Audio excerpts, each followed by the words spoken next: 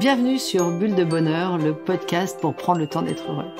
Nous sommes Raphaël et Alban, chercheuses inconditionnelles de Bulle de Bonheur.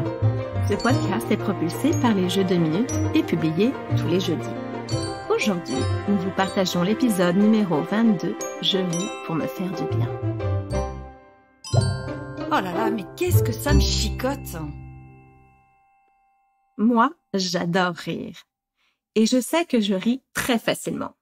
Un film, mes filles, un ami qui rit, un chien qui fait une drôle de tête, et hop, j'éclate de rire. Mais quelquefois, on me dit que je ris vraiment pour un rien. Alors là, ça me chicote. Est-ce un problème de rire pour un rien? Est-ce qu'on peut rire de tout? Avec le rire, nous avons la chance incroyable d'avoir un outil puissant à portée de main qui nous fait vivre une expérience tant physique, chimique que relationnelle. Nous savons en effet que le corps et l'esprit sont indissolublement liés. Ils fonctionnent comme des vases communicants. Donc, ce que nous faisons à notre corps a des conséquences sur l'intellect et l'affectivité qui influent à leur tour sur notre organisme. Et oui, nous sommes des êtres d'unité.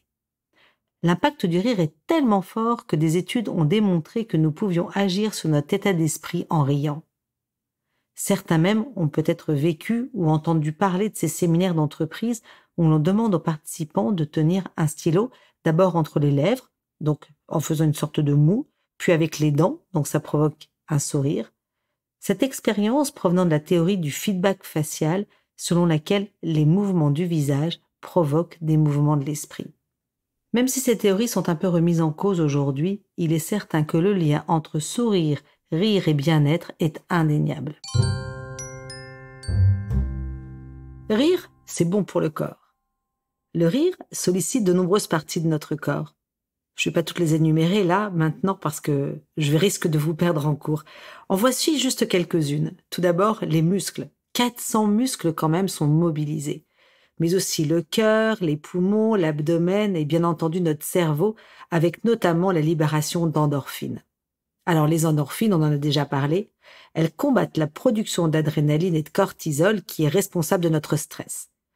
Et les endorphines procurent une sensation de détente qui peut durer jusqu'à 45 minutes.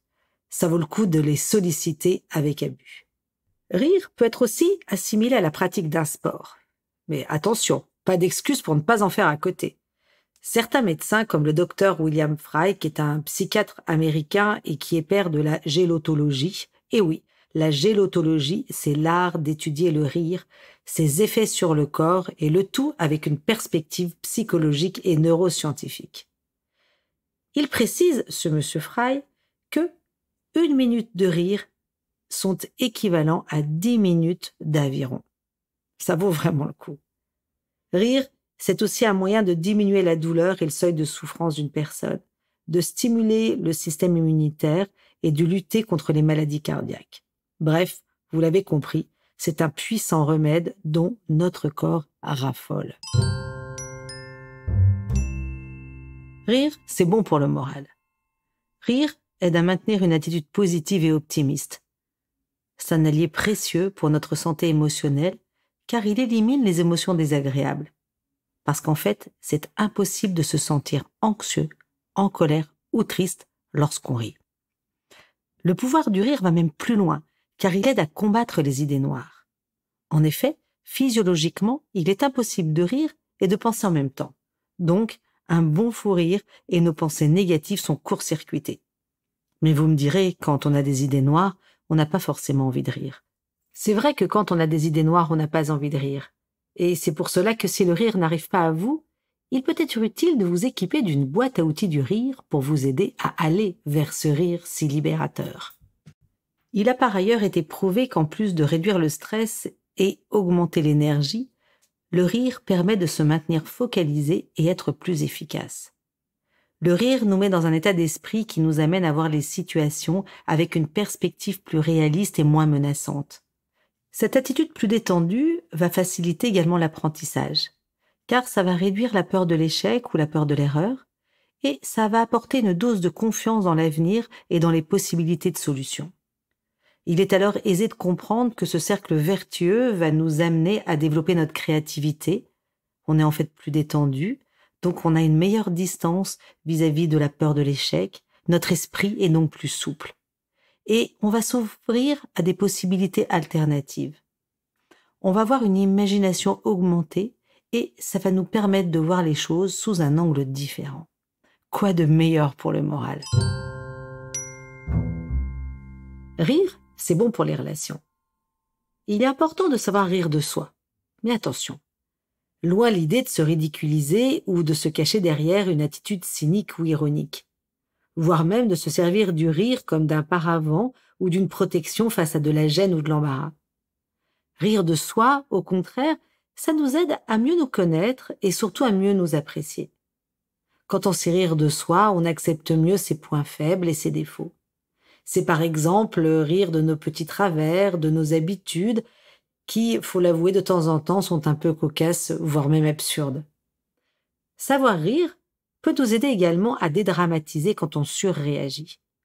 L'humour nous permet de relativiser, d'avoir un regard plus juste sur la situation et donc d'adopter à terme un comportement plus adéquat. Enfin, après un bon fou rire et qui ne l'a pas vécu, on se sent plus léger et plus détendu. Si le stress nous tient dans un étau, le rire, lui, il est la clé pour nous défaire de ce carcan. Il crée en nous un espace qui va nous dénouer et qui va nous libérer. Rire seul, c'est bien. Rire avec les autres, c'est encore mieux. Pourquoi c'est encore mieux? D'abord parce que nous avons plus de chances de rire en société. En effet, le docteur Robert Provine, neuroscientifique américain qui étudie le rire depuis plus de 25 ans, révèle que la plupart des rires surgissent rarement en réaction à une blague ou à de l'humour. C'est seulement 10 à 15% des cas. Mais le rire survient juste après des phrases très banales. Ce qui est indispensable, c'est la présence d'une autre personne. On rit en moyenne 30 fois plus dans un contexte social que seul. Rire en société est bon également pour faire tomber les barrières et ça, on l'a tous vécu. Cela nous permet de rentrer dans un groupe plus facilement et de nouer des relations. Le rire favorise les liens affectifs entre les personnes. Le rire va améliorer la coopération, la communication, la romance aussi. C'est un facteur de longévité des relations. Le rire est un langage simple et universel qui communique la joie et la paix. Et, en plus, il est très contagieux. Allez, je change de regard. Alors qu'un enfant rit en moyenne 30 à 40 fois par jour, l'adulte occidental ne rirait plus que 1 minute par jour. Au secours! Et si nous décidions de mettre plus de rire dans notre vie, ça pourrait être quand même une belle idée. Mais alors, comment faire en pratique? Alors, tout d'abord, on va mettre de côté tout type de rire, comme les rires nerveux, les rires jaunes, les rires moqueurs ou vengeurs, ou même des rires de dérision. Mais nous allons parler de rire sain, joyeux, communicatif et positif. C'est incontestable que certaines personnes ont plus de facilité à rire que d'autres. Mais il est toujours possible d'intégrer le rire dans notre quotidien. Alors, comment faire? Quelques petites idées. Tout d'abord, commencer la journée par un sourire. Tout d'abord, un sourire à nous-mêmes, devant notre miroir en nous préparant le matin, et puis à tous ceux que nous croisons. Alors notamment dans une famille où il y a des adolescents, démarrer par un sourire vers notre adolescent de temps en temps un peu bougon peut pas être une bonne idée. Sourire à son enfant, sourire à son conjoint aussi, va mettre tout de suite du baume dans le quotidien. Le sourire, c'est vraiment un premier pas très efficace vers le rire, avec lequel il partage de nombreux bénéfices. On peut aussi se rapprocher de n'importe quelle source de bonheur ou de rire. En fait, pour tout simplement se laisser contaminer. Allez faire un tour sur notre page Facebook ou Instagram, @jeu2minutes, vous verrez plein de choses, de sources de bonne humeur.